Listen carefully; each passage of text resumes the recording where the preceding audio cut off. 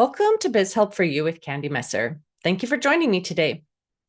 On this episode, I want to talk about a subject that is on many people's minds. How are the changes happening in the government going to affect me, or you, the taxpayer? Welcome to Biz Help for You, the show that saves you the expensive learning curve by providing advice from industry experts in every facet of the entrepreneurial journey. Too many small businesses collapse. According to the U.S. Census Bureau, 20% fail within their first year, and less than 35% make it to their 10th anniversary. The goal of this podcast is to change that statistic. So if you're interested in learning more to be a successful entrepreneur, tune in today. In recent weeks, we've seen a flood of information, some of it conflicting, about the state of the IRS and tax season. With news of layoffs, budget cuts, and policy changes, taxpayers and advisors alike are struggling to separate fact from fiction. Today's episode uses information gathered from multiple sources of news, including Accounting Today and CPA Practice Advisor. I want to help you understand how recent changes may affect you. Tax professionals are reporting a wave of crazy tax theories, wild questions, and full-on panic. And the number one question this season is, what's going on? You probably aren't just worried about your tax filings. You may be wondering if the IRS is operational, if refunds will be issued, and you may be thinking about high-figure profiles like Elon Musk who are personally involved in your tax situation. Part of the concern comes from the recently signed resolution, which reduces funding of the IRS by $20.2 billion. As you may recall, the Inflation Reduction Act of 2022 allocated $80 billion over 10 years to the tax agency to help it enforce tax compliance and recover unpaid tax liabilities. The IRS had also planned to modernize its technology with the additional funding, which is now on hold. But cuts didn't begin with the new Trump administration. The Fiscal Responsibility Act of 2023 rescinded $1.4 billion, and the further Consolidated Appropriations Act of 2024 clawed back an additional $20.2 billion. The American Relief Act of 2025 has frozen another $20.2 billion in enforcement funds. With the recent DOGE cuts, between 6,000 to 7,000 jobs were eliminated in February, although staff who accepted a buyout had been scheduled to work through May 15th. The Taxpayer Advocate Department was also planning on reducing the number of staff by 20%. But the numbers we'd been hearing for total reductions have been anywhere between 20 to 50%, and this is causing concern about how effective the IRS will be moving forward. But this is also in flux as of this recording. On March 13th, 2 federal judges ordered the probationary staff let go in federal agencies be reinstated. Many of the IRS workers laid off received an email saying their jobs have been made available again. However, they were also told they were now on paid administrative leave. These staff were instructed not to report for duty or perform any work until further notice. National Treasury Employees Union National President Doreen Greenwald strongly opposes the reduction in force, stating that, quote, it would be incredibly destructive, not only for the many civil servants we proudly represent at the IRS, but also for the American public who depends on this agency to bring in revenue for vital government services, unquote. The number of IRS employees stood at roughly 100,000 before President Donald Trump took office on January 20th, as the tax agency refilled its ranks the last couple of years through funding from the Inflation Reduction Act of 2022. All of this is occurring during the busy tax season, and while the IRS doesn't have a full-time commissioner, for Commissioner Danny Werfel resigned on January 20th. There have been 2 acting commissioners since then, and the person nominated to become the next commissioner has not yet had his confirmation hearing. Former IRS commissioners and the American Institute of CPAs have expressed concern with the funding cuts, stating it will increase delays, as well as potential instances of fraud.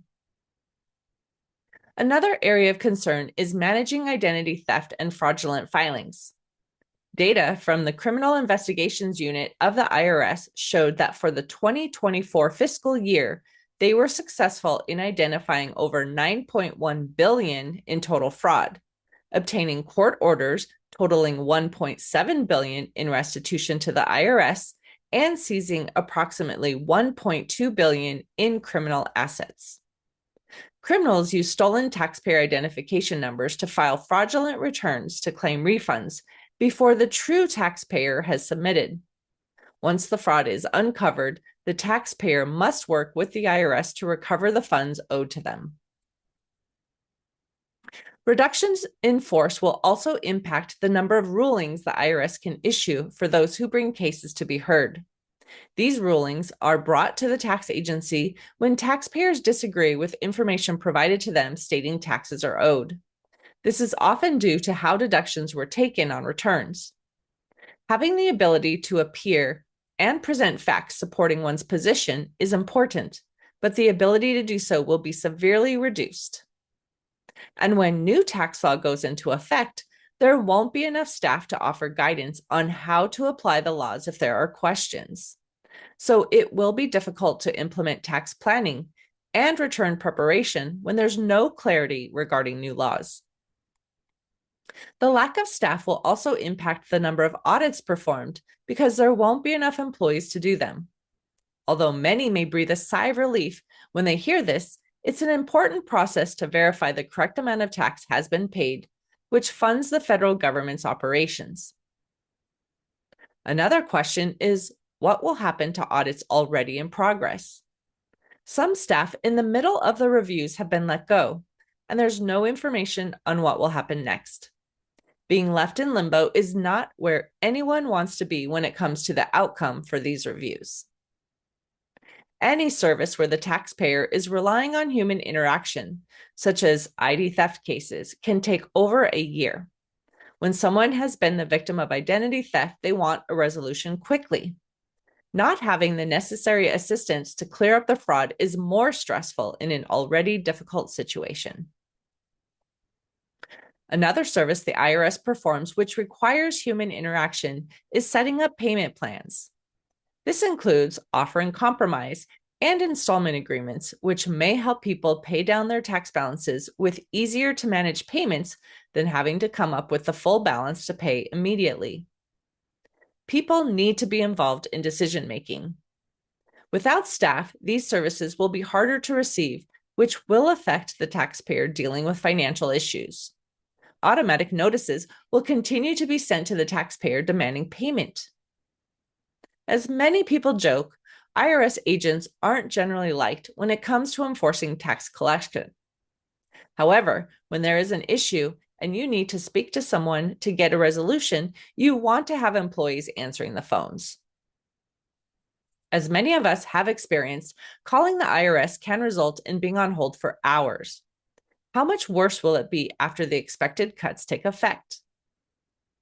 With all that has been going on, some believe tax season has been canceled due to IRS layoffs, while others are hoping for an extended deadline. But so far, it's business as usual until we hear otherwise.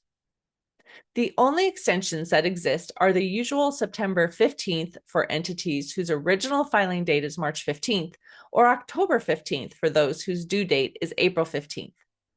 However, if you are located in a disaster area, there are currently extended due dates in place for specific locations. Be sure to check the IRS site for areas with later due dates than usual. Also consider the stress your CPA is under and be kind if it takes additional time to get answers. Tax laws change each year, and with less IRS staff available to respond to questions, it will take longer to get through to an agent for a resolution. Others fear the involvement of the Department of Government Efficiency within the IRS puts taxpayer private information at risk. Some who have used direct deposit for tax refunds are wary of doing so because bank account information would be accessible. And those who are working with DOJ may not have the training necessary to protect personal information. But some argue that the IRS already shares sensitive data with contractors, congressional committees, and Treasury employees, so DOJ staff would be under the same restrictions and monitored access to protect taxpayer privacy. Another concern that has arisen is the deportation of undocumented immigrants using IRS confidential information. On March 20th, President Trump acknowledged he is wanting the tax agency to provide private details on immigrants. A lawsuit has been filed by two organizations asking the federal court to prohibit the IRS from sharing confidential information about those filing tax returns using an ITIN, which is generally used by undocumented workers. Justice Department lawyer Andrew Weisberg assured the judge overseeing the case that the IRS will only release information about undocumented immigrants if DHS filed requests about a specific person that fits the provisions that allow lawful disclosure of taxpayers' personal information. Now, DHS is the Department of Homeland Security. This potential release of private information is concerning for many. We'll have to monitor the case and see who prevails. In the meantime, many worry their confidential details may be released, which could lead to deportations. Now let's move on to another topic: tax season myths and misconceptions.